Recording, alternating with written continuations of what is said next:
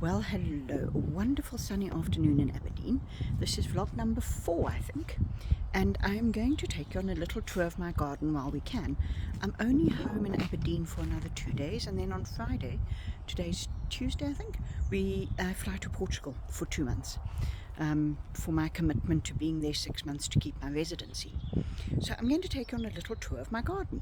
So here we are, this is my little herb garden, and I'm just loving the chive flowers, and in fact, if I've got enough apple cider vinegar that I've made, I might do chive flower vinegar, just because I can, no real reason.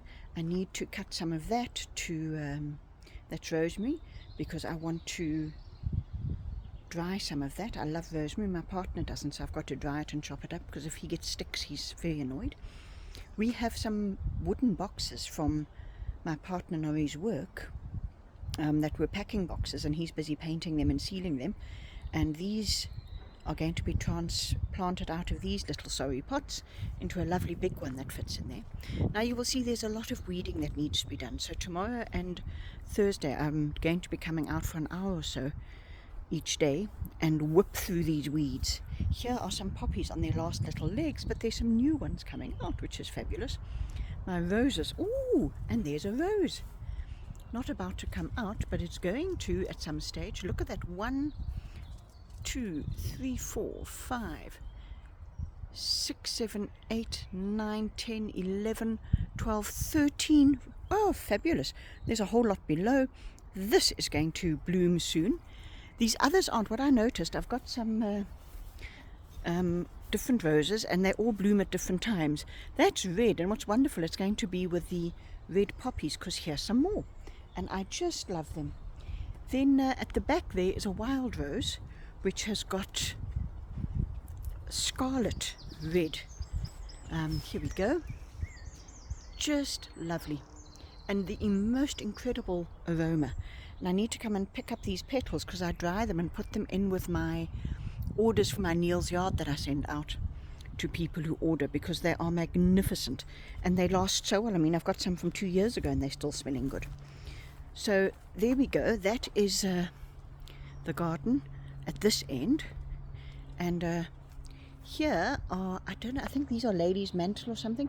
We've got purple ones, we've got pink ones, we've got light blue ones, and they're just magnificent, along with other things who, I don't know what they are.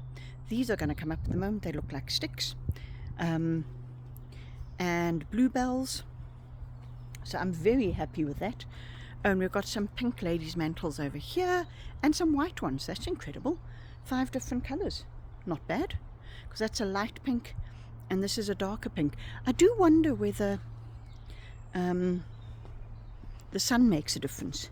Then in here is our main garden. Now we've fenced this in for Dougal the Staffy. Come on, come on. And we found that there was some cement here the other day, which is great. And on top of it was a whole lot of leaf mold that was probably upwards of 7 years old. So I used that for planting, because it was beautiful compost. Now this bush has sadly lost all of its flowers, but it was magnificent. The whole thing was purple. There are my potatoes, which are actually already starting to come up. So we did buy some compost, because I won't have time to process the compost that we do have. Here the vegetables are coming up. Oh, and there are 1 or 2 sweet peas coming up, but somebody got in there and chomped all the seeds. So spinach from before, and something is chomping. The plants are put in as defenders against the chompers, and the chompers ate their defense mechanism, which is a pity. Yeah, they've done it all the way around, the little buggers. Potatoes growing in here, and I never really planted them, not on purpose. My peas at the back, my pak choy, which has made it through the chompers, the apples and their blossoms, which are going to be great. These are my geraniums that I need to transplant, which is what we bought the compost for. That's all for tomorrow. And as you can see, there's quite a lot of weed that needs to come out, so I'm going to be ripping out, but at least it's been wet, so that I can pull them out easily. Whole lot of bluebells down at the bottom. let's see, without sliding down the hill.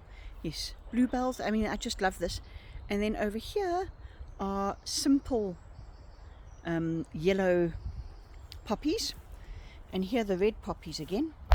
Not so simple, they've profusely leaved and petaled.